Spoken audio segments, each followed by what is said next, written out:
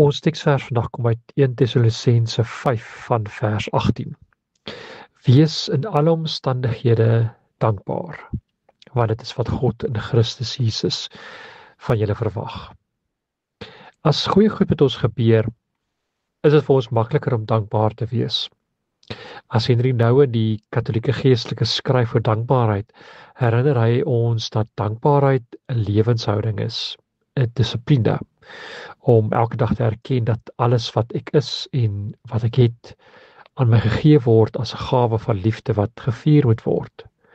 Maar om so na die lewe te kyk en dit met dankbaarheid te ontvang, is nie vir ons almal altyd maklik nie.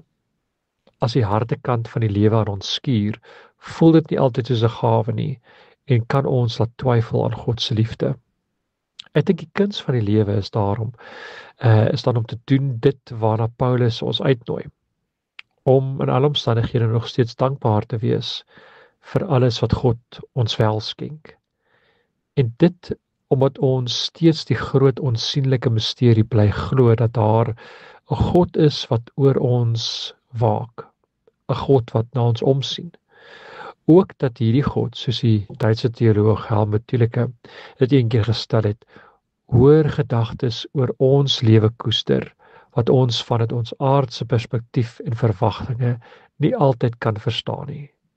Sodat ons op 'n dag kan ontdek dat ook die slegte en die swaar in ons lewe ten goeie gekeer is. Dat ons sal ervaar dit wat broer Roger van Taizé gemeenskap van vertel. That in the same wound where the pain of anxiety festers, the energy for loving is also born. Sodat ons ook vir ons wonde dankbaar begin raak.